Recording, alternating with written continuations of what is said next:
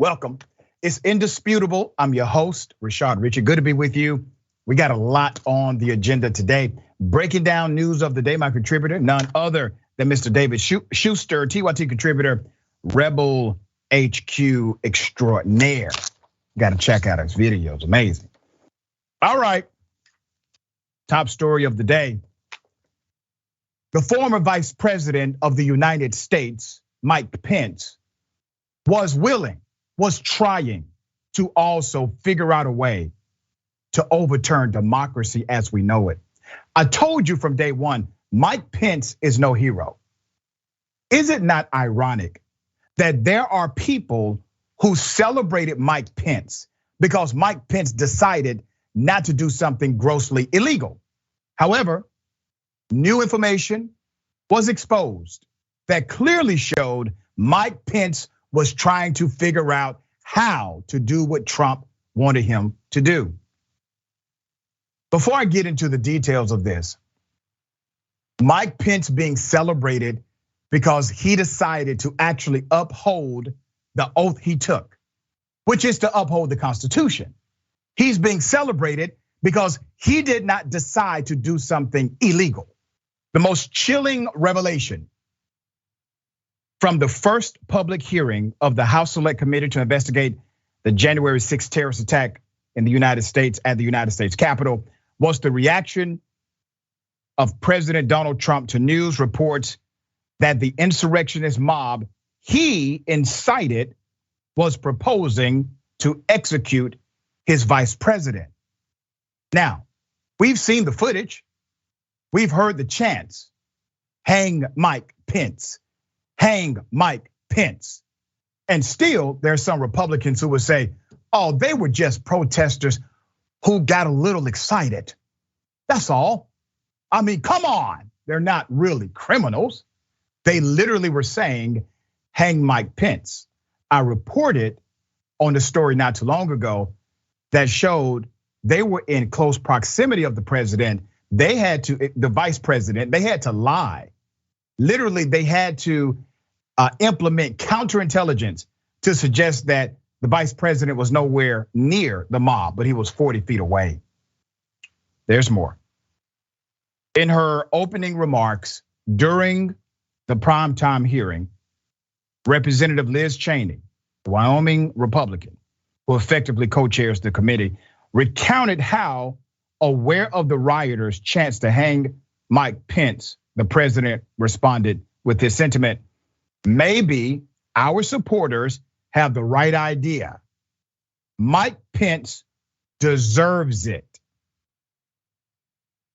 Now remember, when Trump received the news that an angry, violent mob of terrorists were trying to find Mike Pence to kill him, he tweeted that Mike Pence had turned his back on democracy, on this country, on him.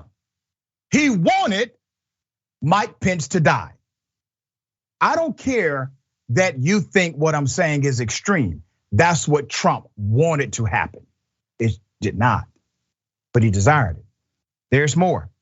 According to the book Peril by Washington Post reporters Bob Woodward and Robert Costa, Pence asked Quyale, damn Quyale, if there was anything he could do. You have to follow the insanity of this. Here's what's happening right now. People came to Mike Pence and said, we need you to do something illegal, but it'll work. We need you to not certify the electors so that the electors do not have a constitutional mandate to certify the election. Because if you do this, Mike, while yes, it is against federal law, there's a creation of a constitutional dynamic. You go into the realm of the unknown. And once you go to a constitutionally undefined space in American government, you can start making up rules as you go. That's what they wanted. They wanted to create their form of order out of chaos. There's more. So according to the book, Pence decides Okay, these guys want to overthrow the government. Cool, I'm down with it. Let me not alert the FBI. Let me not expose them publicly. Let me call Dan Quayle.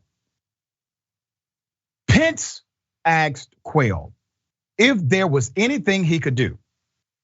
The quote is, Mike, this is what Quayle said. You have no flexibility on this. None, zero, forget it, put it away, said Quayle. But Pence kept pushing. You don't know the position I'm in, Pence said. I mean, whoa, is Pence. He's a powerful white man who must follow the law. Do you know the pressure that is for a guy like Pence? He says, I'm under pressure here, Quayle. I need an out. How can I make this work? Quayle replied, I do know the position you're in. I also know what the law is. You listen to the parliamentarian. That's all you do. You have no power. And that's what Pence eventually did. Let me go to the tweet because I think John Nichols sums this up quite well in his tweet. Coup plotters came to Mike Pence with a plan to overturn the 2020 presidential election. He did not go public to expose the scheme. He did not alert the FBI or other authorities. He called Dan Quayle for advice on whether he could go along with the coup. Now, let me be very clear about the January 6th committee. You're not gonna like what I'm about to say, many of you. It's performative, it's political. Is it necessary? Of course it is. It's strategic, however. They still believe institutions are sacred. Why have they not questioned Jenny Thomas? She's part of the investigation, text messages, emails. She attempted to influence members of the actual staff and other lawmakers to ignore the Constitution, to overturn democracy. She's not being questioned. She's not being investigated because she's married to a Supreme Court justice. Also, why have they not sent a subpoena to the former vice president of the United States?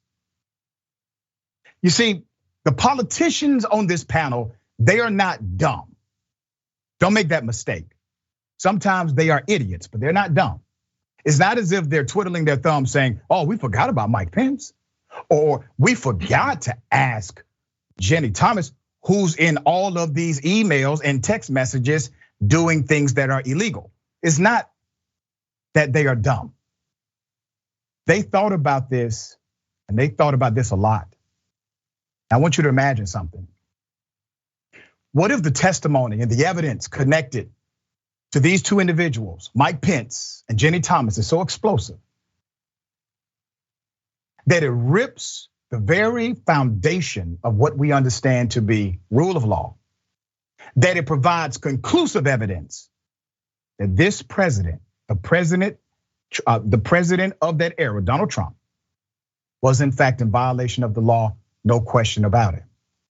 What if their testimony creates a conclusion in this country to where now there is no question about what happened? They don't want the testimony of Mike Pence. They don't want the testimony of Jenny Thomas because Pence takes down the institution of the presidency and Jenny takes down the institution of the Supreme Court because I think Clarence Thomas is connected. There's a reason they do not want to follow the evidence, and it's not because they're dumb. All right. David, thoughts here? Well, a couple of things. I did not have Dan Quayle as the savior of democracy on my bingo card, and, yeah, that's right. I think you get to the. I think, look, I'm from Indiana, and I know a little bit about Republican politics, not that much, but I know enough that that Dan Quayle is something of a mentor for Mike Pence, and so I don't have a problem necessarily with Pence calling up his friend and saying, here's the pickle that I'm in, what do you think? But you identified the key thing here, and that is the moment that Mike Pence started to push back against Dan Quayle and say, you don't know the sort of pressure that I'm in. And again, the idea that he would try to defy Dan Quayle, I mean, to me, that gets right to what the intent of Mike Pence was. And again, you identified it as well. The intent that he had by not calling the FBI, by not going public, by not making a greater stink. And for us having to learn all of this in a book by Bob Woodward and Bob Costa, as opposed to Mike Pence coming clean, I think that gets right to where the heart was for Mike Pence and just how close we really were to having democracy turned inside out. That's right, brother. And here's the other thing. We now know the vulnerabilities, right? We know that because of the ambiguity of the Constitution, the notion of democracy rests in the hands of one person. Well, that's not smart. The framers of the Constitution, they messed up. They got it wrong. Why haven't Democrats at least pushed to create a law or an amendment to the Constitution to make sure we protect our democracy? They simply let it stay, which means if Trump gets back in, he's going to have a vice president that will never certify an elector. All right.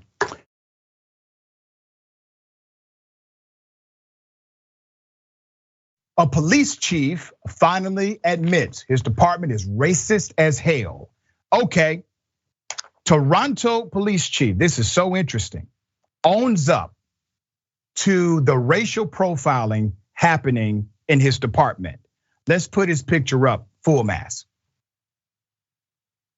He finally admitted to what Black residents and activists have been saying forever, that his department is rife with systemic racism.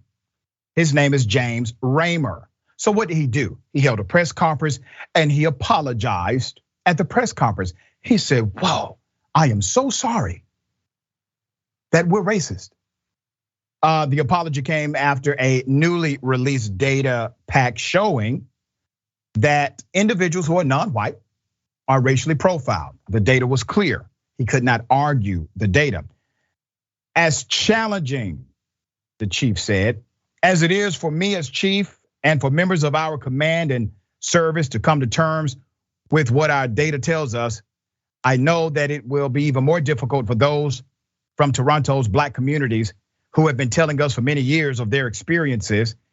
And I want our communities to know I am listening. What?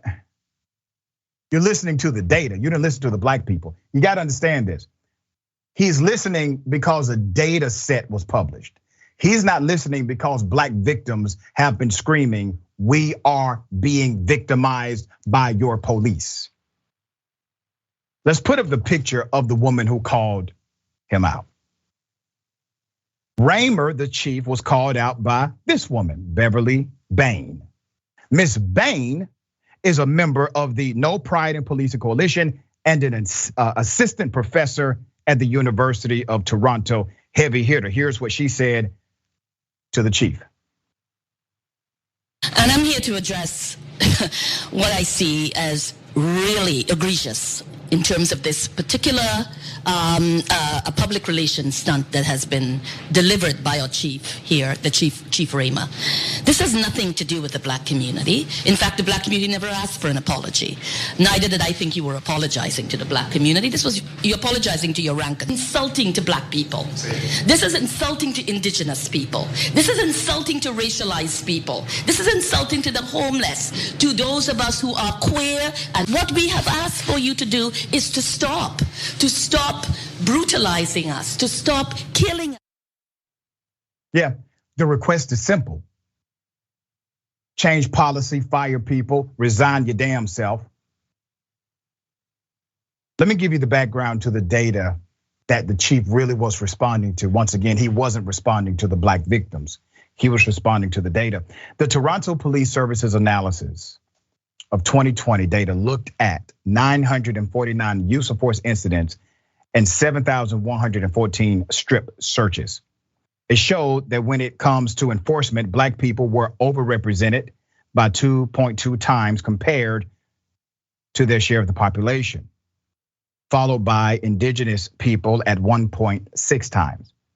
Of those involved in a police interaction, Black people were 1.6 times more likely to experience use of force. According to the Toronto Star, when looking at the total population as a benchmark, police were 5 times more likely to use force on Black people than white people in 2020. The report found that Black, East, Southeast Asian people and South Asian people were more likely to have an officer point a gun at them by a factor of 1.5 times, 1.6 times, and 2 times respectively. Officers were 2.3 times more likely to point a gun at a Black person than a white person, even when they did not think the Black person was armed. And there's a lot more. Systemic bias, racism cannot be resolved with sentiment and apology. It is a rotten dynamic. You must take the rot out of the thing in order for the thing to heal. There's a rot, Chief. You're part of it. All right, David, an apology, that's all they got. Well, I'm so glad you did this story, Dr. Richey, because I mean, we often look at Canada and think, oh my goodness, Canada's doing it right. They've got universal health care. They're far more responsible about guns. They have fewer murders. But what this shows is that racism cuts through, particularly when you're in a power dynamic, which is what policing is. And even in Canada, racism, racial profiling has reared its ugly head, even in a great city like Toronto. And I think it's a reminder, the reason we focus so much on police and law enforcement is because that's where racism tends to play out the most in our society, whether we're talking about America, North America, Canada, whatever it is. That's why we focus so much on this. And again, it's not enough, as you point out, to just apologize. In order for us to make real change, there has to be action. There has to be a different approach that we can see, that we can feel, so that these communities can understand that, no, this is being taken seriously. Very well said, brother.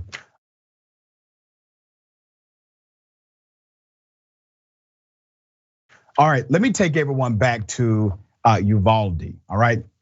The cops, it has been exposed, once again, let down the children, the faculty, because they never even tried to open the classroom doors. They were scared. They were waiting on more things like artillery and backup and gear. But I thought they were there to protect and serve. They say, hey, we have a dangerous job and we do our job. Do you? Let's put up the picture of the police chief, okay? Let's keep his picture up. There's new footage. It has revealed that Uvalde police officers never even checked the classroom doors to determine if they were unlocked during the shooting. For 77 minutes, 77 minutes, Uvalde cops waited in the hallway for a master key that did not even hold a key to the classrooms that the shooter occupied. That's the chief. His name is Pete Arredondo. Chief Arredondo directed his team to stand down and wait for tactical gear and a set of keys to unlock the classroom doors. Didn't even check. All right. Responding police officers appear to have just assumed. They just assumed the doors to classrooms 111 and 112 were locked without actually checking. A source told the San Antonio News Express Saturday. Instead, they waited around for a master key until more than an hour later. A Border Patrol tactical team killed the suspect. Even without the key, the source said that officers had almost immediate access to a crowbar-like tool and should have been able to pry the door open if it was locked at all. Okay, the door to the classroom 111 was incapable of automatically locking. A teacher made complaints to the principal before the shooting about this. Robb Elementary school teacher Arnulfo Reyes, who was wounded in the shooting that killed 11 of his students, said that prior to the rampage, he complained to the school's principal that the door to his room 111 did not latch properly during security checks. In other words, the door was open. All right, the door was unlocked, okay? All right, whether the doors were unlocked is still under investigation according to the police. But I'm here to tell you that damn door was unlocked. The sources confirmed to ABC News that investigators now believe the alleged gunman, Salvador Ramos, could not have locked the doors to the classrooms from inside as officials first suspected. In the surveillance footage, the sources said it appears Ramos, 18, was able to open the door to the classroom 111 from the outside. The classroom is connected to the adjacent classroom 112 by a shorter corridor where restroom is located, officials have previously said. So he comes in, he opens the door, bunch of cops show, and they don't. They say they have to wait on the master key. Now, I have a different opinion than what's being reported because there are a couple of things that don't add up. They initially said they needed to wait on tactical gear. And then they added, and we needed to wait on a master key. Let me ask you this. Is it one or the other? I mean, if you get a key, are you still waiting on tactical gear? If you get tactical gear, are you still waiting on the key? And let me say this. When the police are trying to apprehend a suspect, I mean, don't be a black person selling cigarettes outside of a store or someone who has an expired tag. Or maybe sleeping in your own apartment and the police have a search warrant to the next door unit and they decide to kick in the door. They don't wait on the master key and they kill you because you're startled. But in this case, all of these cops said they had to just wait on a key in order to enter. Now the report has clarified they actually had a tool that could have opened that door. What if they didn't want to go inside of that room? What if this was their excuse for inaction? Police Chief Pete Arredondo defends that him and his team tried to save as many lives as possible. Not a single responding officer ever hesitated, the chief said, even for a moment, to put themselves at risk to save the children. We responded to the information that we had and had to adjust to whatever we faced. Oh, okay, Arredondo, is that the reason you have now ordered your officers and yourself personally to not participate in the investigation against you? If all of your actions were on the up and up, Mr. Policeman, why would you now hide information, hire consultants in order to bury the evidence and stop actual footage from being released to investigative authorities and to the general public and to the media? Why are you doing that if everybody was on the up and up? It will be exposed. David, thoughts? I think we can now say, and I think we could probably have said this a couple of weeks ago, but this just adds to it, that we are now looking at perhaps the most humiliating police inaction in American history. The idea that law enforcement officers would be standing by for over an hour as children were being massacred, and not a single one of them would either try to bust into the door, use that crowbar, or give their guns and the crowbar to the parents who are begging to go into that school. To me, it is so sad. And again, I get that people, even cops, may be afraid of somebody with an AR-15 assault rifle. I get it, but still, that is your job. You take an oath to defend the Constitution, to protect and serve. Most police officers, I think, would imagine that if this was them, of course they would put their own life on the line. That's why they joined the force. But there are too many police officers who join because they want the power, they want the prestige, they want the badge, they want the gun. And when push comes to shove, they're gonna be the ones who are gonna say, no, we gotta wait for the tactical team because that guy has an assault rifle. That doesn't cut it. Not at all. We're gonna follow this, all right, because I'm sure there's more to come. We got more. It's indisputable. Stick and stay.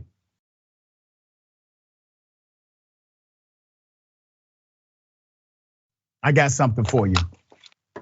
I wish a Karen would. You want to call the police on them for having a barbecue on a Sunday? I feel free. Back off! I'm going to tell them there's an African-American man threatening my life. Let's see. Nobody's trying to do anything for you. No. Okay. Don't worry. We're just trying to do our job. No, you're not. You told them that you wanted $200 extra. I have for you. You can do it. Think whatever you want. Them. Are you lying now? I'm not lying. You didn't hire me. You didn't hire me. You said $200 extra. You didn't hire me. Get out of my country. Oh, that's great. I'm done with you. classic Karenicity here. Get out of my country. There's a conflict, a dispute perhaps, over how much a job may cost. Disputes happen. But when you step out of the normative language of argument into the language of racism, you have gone too far. Now there's more video, here it is. You don't need to do anything else. Not a problem.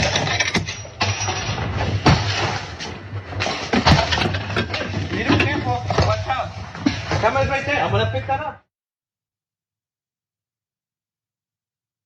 Just so sad. There's more. Pretty. Go for it. You didn't get to touch me. I didn't touch you. You didn't get to touch me. I didn't touch you. You didn't get to hit me with anything. I didn't hit you with anything. You threw that box at me. Don't worry, the camera's That's watching right okay, there. the police, they're coming. Good. You can see what he said. And look what you did to my leg. I didn't do anything. Yes. Don't worry, I have it on the You video. arrested, that's all right. Look what you did to my leg. You assaulted me. You assaulted me. Don't worry, you can say whatever you want. That's all right.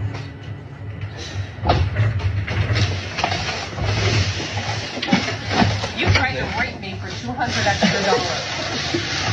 You're a liar. Keep talking. Gotcha video. All right. The police have your license plate. Don't worry, you didn't hire. I'm gonna wait for them. I'm actually gonna call them. That's fine. I did nothing to you. I hired a service. She said, I did nothing to you. Now remember, she has now said, you threw a box at me. No, ma'am, I saw you throw a box. She said that the police are coming. Remember, when you call the police, you're calling a gun. You think a gun needs to respond to the situation.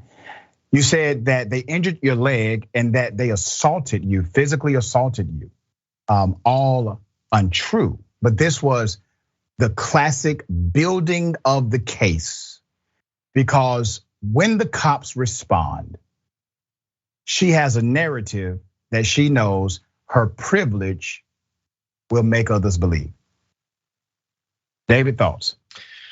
Look, I think, yeah, the police are gonna come, and we pray to God that the police don't come in with guns. I mean, this woman, I mean, as stupid as she was, I suppose she could have made it even worse, but it was bad as it was, because now these guys, their lives are in danger because of how the police may respond. But the other part about it is, I mean, stupidity seems to run deep in a lot of these Karens, because why on earth would you, if somebody's carrying your stuff, moving your stuff, I mean, if I were a mover and I didn't have the same sort of discipline these guys do, I'd say, oh yeah, okay. And I would drop some of the boxes and I'd make sure the fragile stuff got broken, and I wouldn't care, because she just told me I need to leave this country. Why is it, and to your point, why is it that if you have an issue, and look, I've had issues before with movers, with the airlines, and sure, sometimes we raise our voices, but the moment you get into a personal insult or something derogatory, that's when you've lost your mind. And that's when it's no longer an argument, it's no longer a reasonable discussion. This is you being racist or being sexist or being whatever it is, because there's no room for that. That's right. All right, double dose. You want to call the police on them for having a barbecue on a Sunday. I feel free! Back off! I'm going to tell them there's an African-American man threatening my life. You were allergic. Huh? You were allergic. You got to the screen. I mean, when she has everything right on the screen, you got to. No, nobody asked if everything was right on the screen. I ordered chicken tacos, and I double checked when I got to the window. No, I'm not going to calm down. I got it. You don't understand. You don't. I do. And I really you don't understand how serious this is. I understand that. You don't understand how funny you are. Huh? I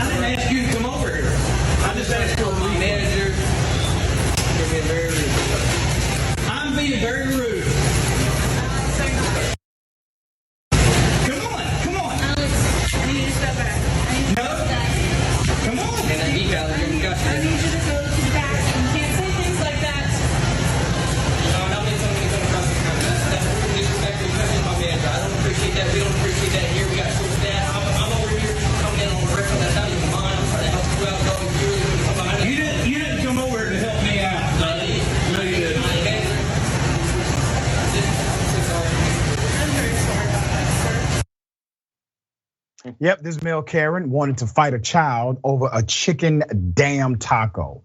And he tells the child who's working there, the kid, he says, "You don't know how serious this is." Now, let me say this. I really wish that I had a life so amazing that I could get mad over a chicken taco. But I have so many actual problems in this world, so many real issues that I'm trying to solve. There is no way in the hell I could get upset over a chicken taco. Must be a privileged life. David, thoughts? Well, I constantly try to tell my 9-year-old that she shouldn't be yucking other people's yum. So I'm gonna do the same here and say, look, maybe this guy has some sort of fetish for chicken tacos, and I guess that's okay. But I mean, to the point, look, if you really like chicken tacos, you know what, just accept the fact that maybe this one didn't turn out the way you wanted, or maybe they got the order wrong, and that's okay. We all make mistakes. Just calmly say, hey, I love the chicken tacos so much, it hurts my feelings when you don't get doing that. I guarantee you probably get a free chicken taco. But the moment you start to yell and you start to scream and you start to be rude and obnoxious and essentially intimidate somebody, that's when you've lost the argument. And here's the other thing, David. If you truly like chicken tacos, why in the hell are you at Taco Bell? Well, right. That's a more serious discussion. This really is a very serious matter. Something's not adding up. All right, we got more on the other side. It's Indisputable. Stick and stay.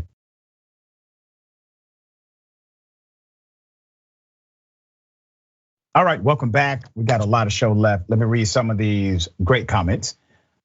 Okay, Neo Tub Dragon, as somebody who loves neatness and symmetry, the Doc's hair game is always on point. Well, thank you so much for that. Glad you noticed. We work on it. Okay, Super Chat, YouTube. Lisa Fernandez, congrats. Woohoo, my GPA's up and I qualify for the doctorate program in education. Congrats to you, all right? A great journey. Taco Bell Karen, named for Mars. Weak manager, back your employee. That's right. I mean, come on. You gotta back the employee when somebody's saying, come on, let's fight. You gotta leave now, all right? Twitch, move with Karen. These hateful people have nothing better to do with their time, apparently. Imagine being such a pathetic person that all you have to be proud of in your life is your color, is the color of your privileged skin. Mike Boy Raps, you're already at a Taco Bell and also ordering a chicken taco. So we know you aren't too concerned with your taco experience. Exactly. My point from the first time I saw the video, I said, this man is not serious about what he says is serious. Okay. All right, I have an update. To a story. 7th grader shot by Chicago PD, right? Hands up, according to multiple witnesses. When I first reported the story, I did not have the video, now we do. Here's that video.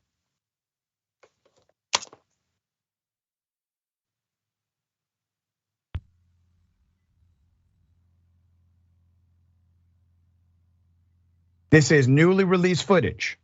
The young black teen, he's a 7th grader, only 13, had his hands up when he was shot in the back by Chicago PD, all right? Let's go to the second video of the police carrying him. Remember, he's paralyzed after the gunshot, okay? Officers can be seen surrounding the teen and carrying him by his legs. He's 13, put up his picture. He's a child, he's a kid, right? We're still calling him AG because he is a minor. Do not want to release his full name. Let's keep his picture up, however, that is part of the public profile. As we reported previously, the young 13-year-old AG did survive the May 18th shooting, but suffered major injuries to his spine and esophagus. According to his family, the chances of him walking again are still dismal. The incident began after cops tried to stop a vehicle AG was a passenger in. Police allege the car, a silver Honda Accord, was involved in the carjacking the day prior to the shooting. That's their reporting, all right? We don't have that information conclusive. A number of witnesses, they provided testimony, eyewitness testimony, that the teen already had his hands up and was completely unarmed. but was still shot in the back. All right. The new footage accessed by the Daily Beast appears to support that testimony. It shows the teen running towards the gas station parking lot with his hands visibly raised in the air, no weapon in sight. Put up a picture of the police superintendent, David Brown. The Civilian Office of Police Accountability, they call themselves COPA, even confirmed no weapon was found. But when AG turned around to his right, he was shot by a cop. Police Superintendent David Brown previously said an officer fired a bullet after the teenager turned towards him. Okay. Turning towards a cop is not illegal. Turning towards a cop should not result in a bullet in your body. So he's turning towards a cop, but he's shot in the back. Where did he do that at? He also claimed that officers dragging the teen away was done with the intention to avoid harm from an explosion at the gas pump following the shooting. The teen, who was being chased by almost a dozen officers seen in the video, did not have any charges against him, and no weapon was fired by him or found on him. Okay, that's context for you. The chase began after he was spotted in a car the police were trying to stop, and he started running. Now I know some will push back on this part and say, "Oh, there it is. Yeah. He's a black person who committed a crime and he's not being compliant. Things happen." I want you to really consider what you're saying. Just because you may deserve to see a judge does not mean you must see your maker. That's not how this works. There's due process in this country. At least they were supposed to be. He did not threaten the police. He was not a threat to anyone else. The police shot child, a 13-year-old 7th grader. I was a juvenile delinquent. I ran from the police every chance I could. Sometimes we devalue humanity for the sake of not thinking deep enough. Think deep about this. For anyone who will push back on me right now and say, you know, that 13-year-old looks like he was in a whole lot of trouble. I want you to imagine if this was your child, 13, inside of a car, not threatening the police, hands up, not trying to harm anyone, and he gets shot. Do you think you would agree with me then that this police officer crossed the line? Let me remind you that all of the other police officers believe that this one cop crossed the line. You know why? Because there were a dozen cops chasing him. 11 of them did not shoot. Do you understand? Now they're not going to say on record, man, that cop was out of line, but their actions prove it. You have a dozen cops chasing one person, 11 of them do not shoot because they all deemed it was not necessary because they were not in danger. Do you see? Their own actions betray the actions of the shooter. There's more. COPA said it had body cam footage from one of the officers at the scene, but cannot release it because he's a minor. The kid is a minor. And as we initially reported, the incident led to an uproar with a lawsuit filed. This lawsuit was filed by the family in May that alleged the police in Chicago.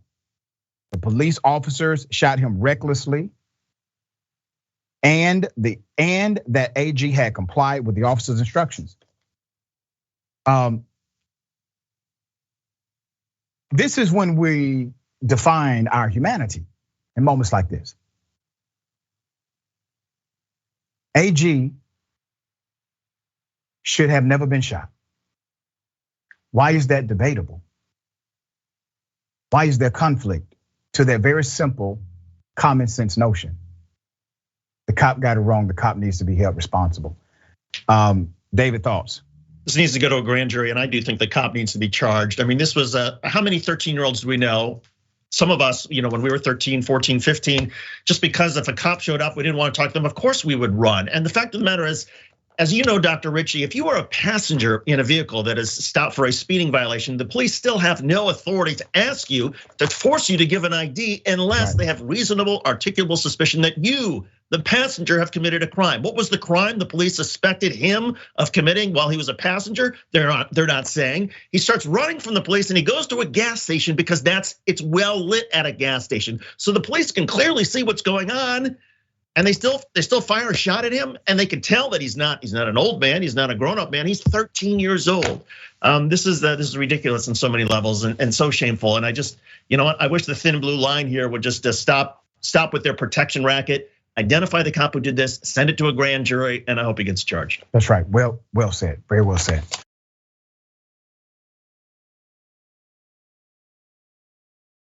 You won't believe this, but it's real. Kids were served floor sealant by a school. They thought it was milk. The children drink it. They go to the hospital. An investigation is now underway. Let me give you the background into how 12 elementary school students in Juneau, Alaska were served floor sealant instead of milk at a child care program has revealed the chemical was mistakenly stored in a food warehouse, school district officials said.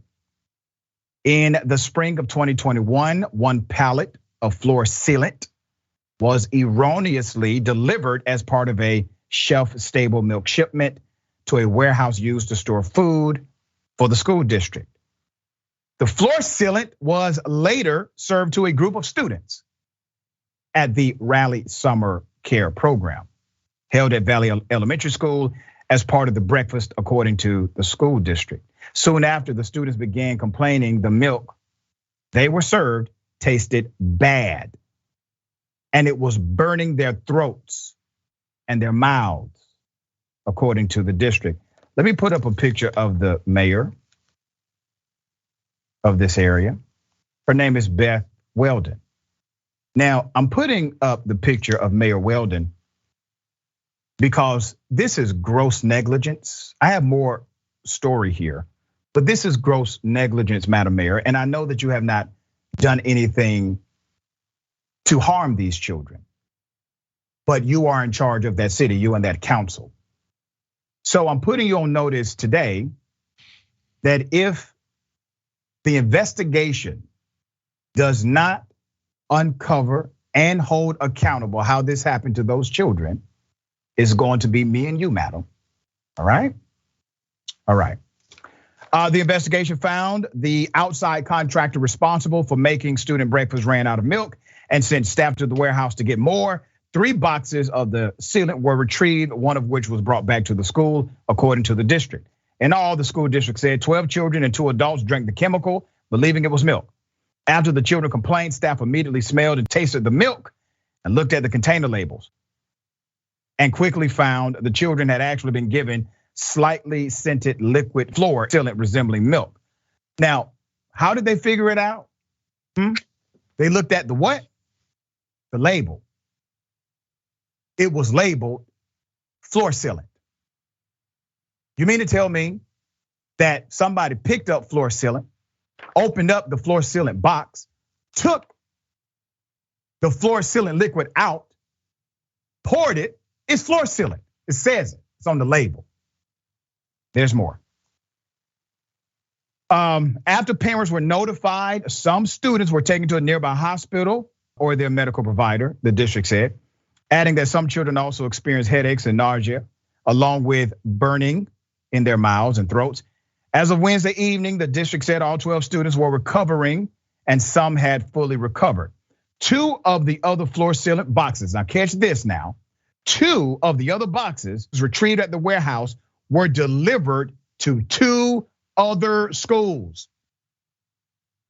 where they remained unopened, the district said. The school district board of education was appalled, they said, to learn of the food service error that occurred earlier this week.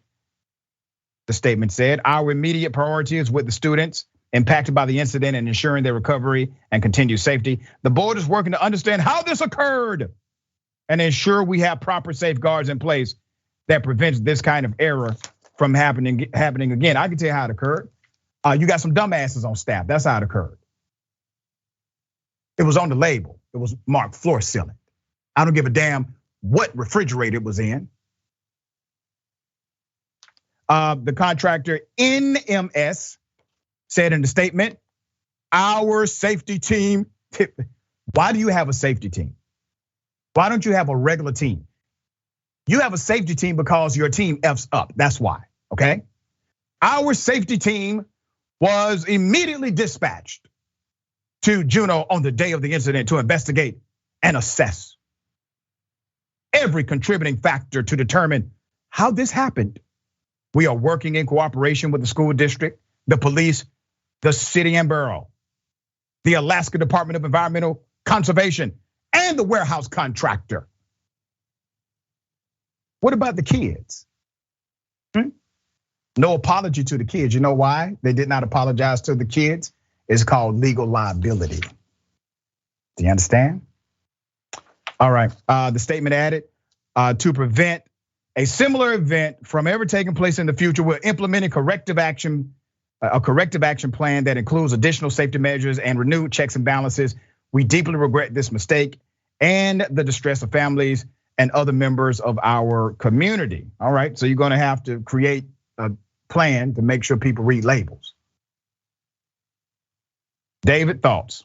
I'm not so sure this was a mistake, and I don't think anybody intentionally wanted the kids to, I don't know, have the sealant as milk, but this sounds like maybe some jackass in the warehouse decided, hey, let's play a little joke on the school, and they're asking for this milk, so let's just go ahead and give them this stuff, and they'll catch it. Well, no, they didn't, because nobody was paying attention, and damn it, the kids got this stuff. Somebody needs to own up and say, this was a joke that went bad. We should never have been screwing around like this. It's on us. We accept liability, we accept responsibility.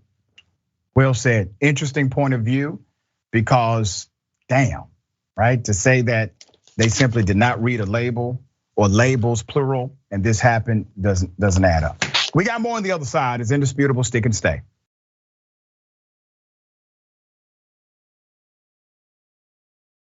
A cop that shot and killed a 13-year-old child also shot a man dead in 2021.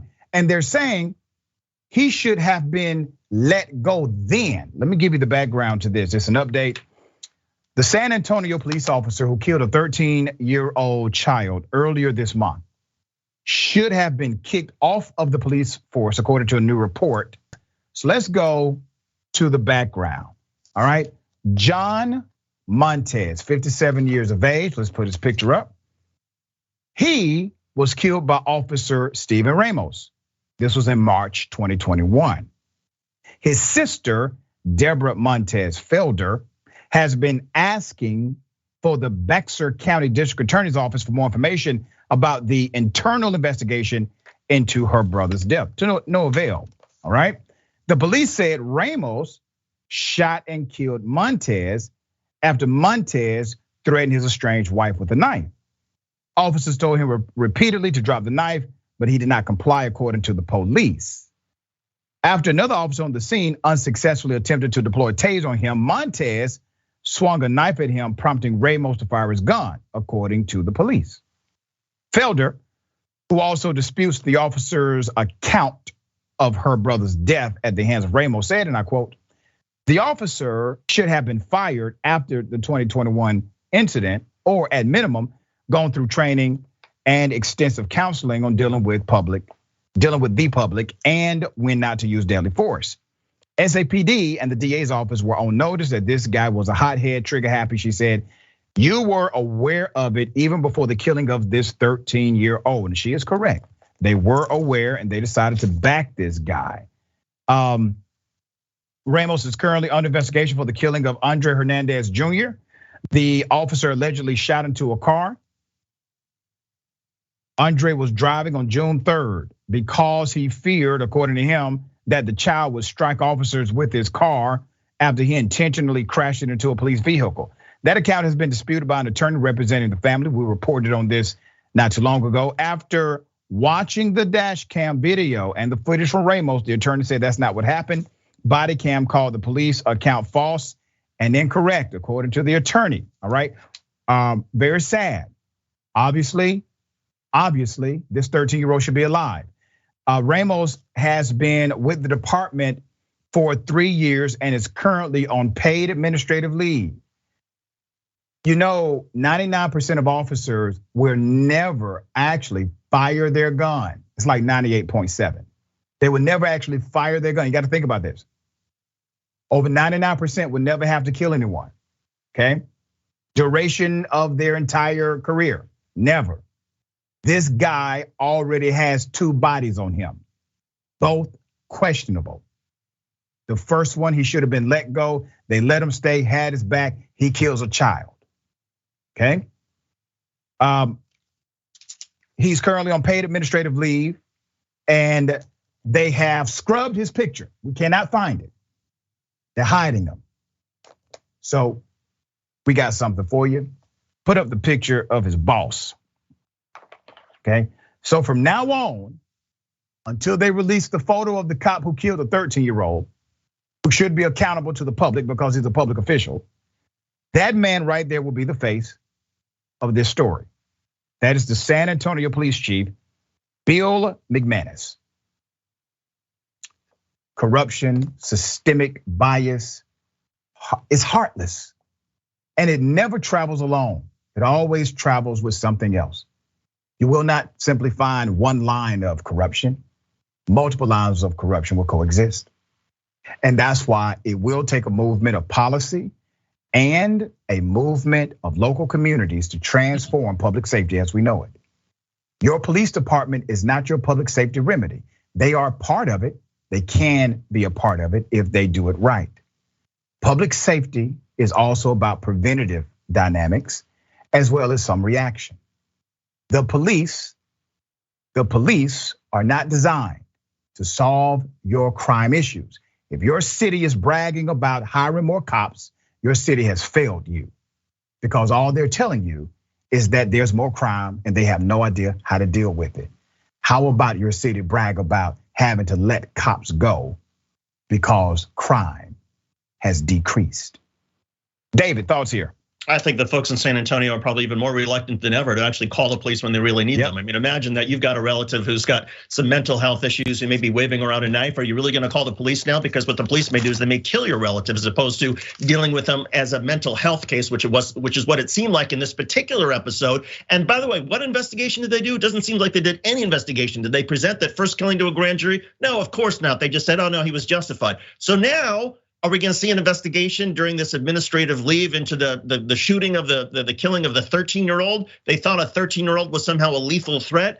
At a certain point, the police have got to say enough already, enough. Just for public confidence, this guy doesn't belong on the force, and he probably deserves criminal charges. So we're going to refer that to a criminal grand jury. There you go.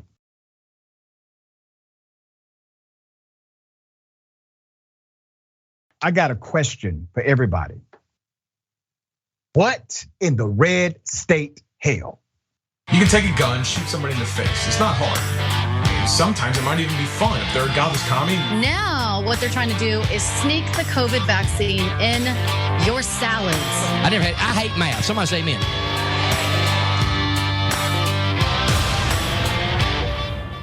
I'm Eric Greitens, Navy SEAL, and today we're going rhino hunting. The rhino feeds on corruption and is marked by the stripes of cowardice.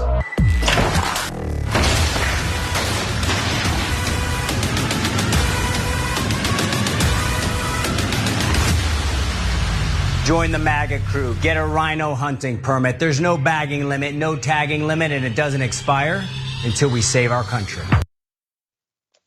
Okay, so this guy's running for political office. He's running for the Senate, Republican. He wants you to kill rhinos.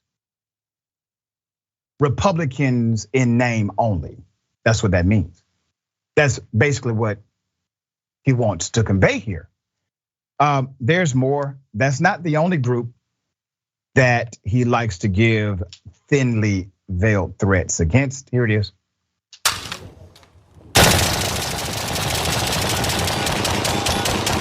Striking fear in the hearts of liberals everywhere, folks.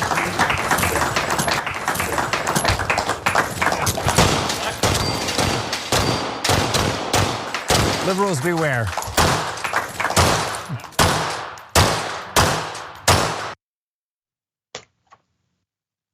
Okay, let me get this right, Mr. Eric Grayton. You want to kill Republicans, you want to kill liberals. You have campaign ads, and that was him, by the way, with Don Jr., all right? Let's put up his picture full mass. I got a lot of background on this cat. We're gonna expose him today. This is the former Missouri governor, Eric Grayton. If you haven't heard of him, there's a reason. He was only in office for a hot second. He had to leave because he was corrupt, all right? He's now attempting to resurrect his political comeback by launching a bid to replace retiring U.S. Senator Roy Blunt. As Vote Vets point out, this latest ad violates the DOD policy. Let's put it up. Interesting. They said Eric Grayton's a member of the Navy Reserves, has violated DOD policy by identifying himself as a SEAL and using military uniforms without a disclaimer. Contact the Naval Inspector General Hotline or 1-800-522-3451 and report this abuse. All right, he clearly is in violation here. Let me also highlight some other violations. Let's go to the sexual assault violations. Accusation centered on the 2015 affair in which the former governor allegedly led a woman down to his basement, taped her hands to pull-up rings, blindfolded her, spit water into her mouth, ripped open her shirt, pulled down her pants, and took a photo without her consent. The felony charge that stemmed from that allegation was eventually dropped by his buddy, the Jackson County prosecutor, Gene Peters Baker, who cited statutes of limitation that had or were about to pass and potentially missing evidence. Okay. Wow, that's a lot. So the prosecutor didn't say, oh, well, we've concluded he's innocent, or we've concluded there's actually not a case, or we've concluded the victim is lying. No. We've concluded it's just too late to do anything about it. All right, what am I gonna do here? Hands are tied. But how about the violence against children? The accusations are included in a sworn affidavit filed by former Missouri First Lady Sheena Grayton as part of an ongoing child custody dispute. Eric, unstable and coercive behavior included physical violence to their children. That's in the affidavit, that's a sworn document. You swear under penalty of perjury, you can go to jail if you're lying. Behavior included physical violence against their children, such as cuffing our then 3-year-old son across the face at the dinner table in front of me and yanking him around by his hair. That's in the affidavit. The reason why that's important is because if it's proven that she is lying, she can actually have a criminal penalty. In November of 2019, the affidavit states that one of their sons came home from a visit with their father with a swollen face, bleeding gums, loose teeth, and said his father had hit him. The affidavit states Grayton said it was an accident while roughhousing. The tooth later had to be surgically removed. All right, okay, so he was a corrupt governor. He has accusations, credible accusations of violating a woman he took to his basement, and accusations that he beat his children. What else is there? Well, we found something else. violence against his ex-wife. In addition to allegedly abusing his children, Sheena Greitens alleges Eric knocked her down and confiscated her cell phone, wallet, and keys during a 2018 argument, so she would be unable to call or help extricate myself and our children from our home. In the spring, early summer 2018, his wife also said her ex-husband repeatedly threatened to commit suicide unless she showed specific public political support for him. Classic manipulator. As a result, she and others were concerned. They limited his access to firearms on at least 3 occasions that year. I started sleeping in my children's room simply to try to keep them safe. That's all, once again, in the sworn affidavit. He's running for the US Senate, and he wants to kill rhinos and liberals, okay? Will Republican leadership say anything against this guy? No, because the Republican Party is ran now by guys like him. David, thoughts here? Well, this commercial encourages people to break the law, to storm into people's homes, to engage in violence. That's the first thing. Secondly, his ex-wife has said that he continues to try to block the release of any records relating to their marriage. In other words, if he is truly innocent of these things that she's claiming, he would release the records. But no, he won't do that because he's probably guilty and because he doesn't want anybody to somehow have any blemishes on his effort to run for US Senate. It's so amazing, Dr. Hawley, that we already have a senator from Missouri, Dr. Richey, I mean, we already have a senator from Missouri, Josh Hawley, that bird-like guy who sort of gave the thumbs up to people who are trying to physically storm the Capitol. Now we may have a senator from Missouri who actually likes to engage in physical violence. That's how pathetic the Republican Party has become. My dear brother, always a pleasure having you on the program. You traffic in truth, my friend. Tell people how they can follow you. Check out your great work. Well, thanks, Dr. Richey. People can get my stuff by going to Rebel HQ on either Facebook or YouTube, or follow us on Twitter. We post videos every day. Occasionally, I'm lucky enough to be on shows like yours. And I appreciate you, Dr. Richey, for having me on. Hey, man, we're the lucky ones, brother. All right, the bullpen is next. Stick and stay.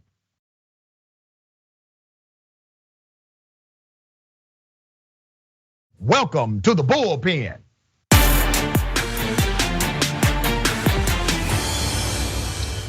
In the bullpen today, he's back, my dear brother Armstrong Williams, who is a conservative broadcast owner and journalist, astute businessman, and somebody who has been a conservative thought leader for many years. Mr. Williams, good to have you back on the show. How are you? My pleasure. Thank you for having me. All right, we're gonna chop it up. I do apologize. We have a bridge time. I'm in the business. You don't have to explain to me. I understand. All right, you know. No explanation. So we need to talk. I got to talk about Clarence Thomas with you and his wife Jenny Thomas. And if we have time, we'll talk about Chris Rock and Will Smith. If we don't have time, we'll bring you back. So let me ask you about what has been exposed now. Jenny Thomas, her involvement in the January 6th insurrection, and Clarence Thomas being the lone dissent on the US Supreme Court as it relates to a January 6th dynamic. If you would, I don't want to presume what you know or believe about that scenario. So if you would, provide us your take and I will opine. So obviously I worked for the justice for many, many years when he was at EEOC. Yep. And I remember I hosted the wedding reception for he and his wife, Jenny. Jenny comes from a family of activists. She has very strong opinions. And she has a vision of the world, like activists on the left. To me, they're both the same coin. And so all throughout her career, this is what she has done. I remember, you recall when she picked up the phone and called Anita Hill, the justice's accuser, and asked her to make an apology. And we asked ourselves, what in the world would make someone make a call like that? I mean, this is who she is. She does what she does. I will tell you, Dr. Richey, when the justice learned, when she finally had to confide in him, tell him about those texts and that she would be mentioned, no one could have been more shocked than we were. I mean, it's a marriage. She wants her independence. Her attitude is that he doesn't really need to know what she does, but obviously she should and I've said this in the New York Times, I've always said this, you've got to exercise better judgment, because while you're independent, while you do whatever you want to do, you're an activist, perception matters. How people perceive things matter. And at some point, if this continues, it could have a perception issue with the justice. But I can tell you, he is, as always, was unaware of our activities, unaware of our involvement, and especially unaware of the latest. I mean, marriages are very challenging. He wants her to have her independence. He wants her to have her freedom. And basically, they don't really talk about what each other are involved in. I know you ask yourself, how is it that happened in marriage? Listen, there are people who've been living together for 50 years and wake up the next morning and realize there's so many things about the person they did not know. This is just part of the marriage process. But in terms of him recusing himself, even the vote that you just mentioned, the lone vote, that vote was about the executive powers of a president. How much leeway does a president have in terms of his executive priorities, in terms of what he recorded, what he does, how much of it can be shared with the public? Are there certain things that are just privileged to the president? Had nothing to do with anything else but executive privilege. People can spin it any way they like, but that's exactly what it was. Okay. But still, okay, go ahead. I got to respond to some of this, brother. You got it. Okay. Because what you have just told me is that Jenny Thomas is a horrible wife. And let me back up what I'm saying, okay? Her husband is one of the most powerful people in this country. She's connected to that by choice. She doesn't have to be there. Now, when we talk about his refusal to recuse himself from the last ruling that was involved, the high or the high profile ruling that involved January 6th, it's a coincidence, is what you want us to believe, Mr. Armstrong. It's a coincidence that Jenny Thomas was on the record for siding with President Trump as it relates to his executive powers extending beyond his presidency. She's on the record for saying that. The Supreme Court, the only Supreme Court justice who agreed with her happened to be her husband. And all of the other Supreme Court justices, including the ultra conservative ones, disagreed with her and disagreed with her husband. So you want us to believe that the fact that Mrs. Thomas was for executive privilege extending beyond presidency, and that her husband, as a Supreme Court justice, was for that as well. But every other legal scholar said no, that makes no sense at all. We've never. Well, let me respond to you, because you're putting me in an interesting position today where you are forcing me to defend the justice's wife. She's not a horrible wife. In fact, she's a wonderful wife. There's a certain aspect of what she does. And she made some unwise decisions, Mr. Williams. Yes. Okay. Yes. All right. All right. At least you said that. She's not a horrible wife. You made me laugh, which is great. Also, we're only aware of how justice was voted in this case. We have no idea how the other justices voted, because they would not allow themselves to be placed on the public record exactly how they did vote. So you're saying that they voted 8-1. That is not true. You just don't know, because of the record, how the other justices voted in that matter. You know, this is very fascinating. All right, so we have enough conjecture here, common sense applied, to know individuals that said, all right, Trump does not have the power to extend executive privilege beyond the presidency. But let me ask you this very simple question, because I think sometimes we get so involved in legal scholarship, we miss the common point. Do you believe that a president's executive authority should extend beyond that person being president of the United States? Let me say this. I was inside, I was inside the Capitol on January 6th. Okay. There is no question that former President Donald Trump fomented the atmosphere that led to that insurrection. Okay. I was inside that Capitol. Why were you at the Capitol, brother? You weren't part of the rally, were you? I was a journalist. I was covering. Okay, all right. I'm sorry, brother. I just got asked, brother. Fair question. It's okay. It's fair question, my man. You got to get it in, brother.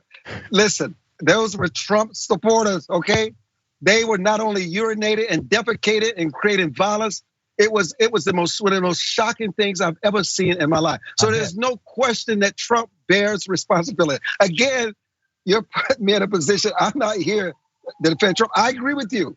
I've always agreed with you on this issue. Right. But still, Thomas's wife admitted she attended the rally. And she admitted a year later. Wait a minute, all due respect. Yeah, that's right. Mr. Williams. Exactly right. She kept it secret. She kept it secret. So that means she went there in a disguise. That's what that means. Guess what? She kept it a secret to all of us. Not just you. Do you think she kept it a secret to her husband? Yeah, she did. That's a bad wife, brother. I'm sorry. No, it's not No, brother. No, I'm not going. You're talking about something that I have to professionally be involved. Just think about it this way. Let's take it out of the context of the Supreme Court. Let's say, okay, you're married, you got your wife, you as a professional and her as a professional. There's a case coming up that will garner national attention and likely put you in the line of fire, even more so because of her actions. And she doesn't tell you that you have to make decisions on issues. You're assuming they have conversations, and she has such. I do assume that married people have conversations, Mr. Williams. You are absolutely correct. Yeah, you're making an assumption, which is fair. Most people would make that assumption. But this is why you have me on, so I can inject another perspective. And that perspective is he is totally in, as he's always been about her activities. I know firsthand in the dark.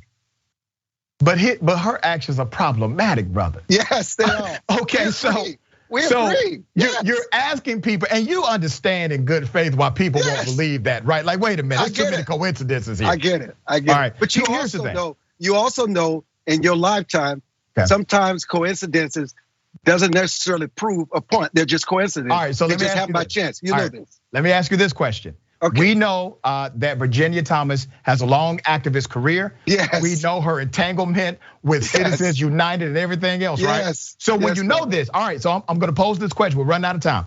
When you know this about Miss Thomas, when you know this, you're Mr. Thomas, okay? All right, he has a duty, a moral obligation to recuse himself, not just because of unfairness in a ruling, but the appearance of unfairness in a ruling. And if his wife refuses to tell him what she's involved in, as you have suggested, that means, brother, that she, in my opinion, is not doing well in her relationship with him, because he has a noble duty to recuse himself. And if she continues to act in this way, she is violating a trust tenet, in my opinion, because he has this duty to recuse. Let me say this to you. There's no question she's violating an oath in the marriage to protect him at all costs, be aware of the kind of judgment she makes, the kind of things she supports, and the kinds of things she has done over time. But guess what? She has never done that. She's always done exactly what she wants to do. That's who she is. I got you. Let me just say this. Justice Thomas, in terms of recusing himself, you have to assume that the Supreme Court now will accept any kind of case dealing with January 6th. There's a different bar there. But I do believe there is a legitimate argument that if this if it comes before the Supreme Court, that Justice Thomas should consider recusing himself because of the perception of this whole mess that his wife finds herself. All right, good enough on that. You have intellectual integrity on that issue. You actually did not answer my question now. I caught that, but I just want to make you comfortable again. Do you agree that a president and their executive authority outlives their presidency? No. All right, so you disagree with your friend Clarence. Justice Thomas, you know what? Justice Thomas, you disagree with your buddy Justice Thomas. We disagree, and that's a good thing, because if we both agree that somebody's not necessary. That's right, on everything. Man, well said. Always good to have you, Mr. Williams. Thank you, brother, for gracing us with your presence. Yeah, and remember, again, Jenny, I did not say you are a horrible wife. I said you should use better judgment. I say this to you all the time, but I know he loves you, you love him, but my God, you gotta stop putting him in these kinds of situations. You gotta use better judgment. That's what I'm saying. She's making I know the brother you look are bad. a good wife. I'll give you that. All right, thank you, brother. I appreciate you being on the show. Thank you, sir. All right, thank you.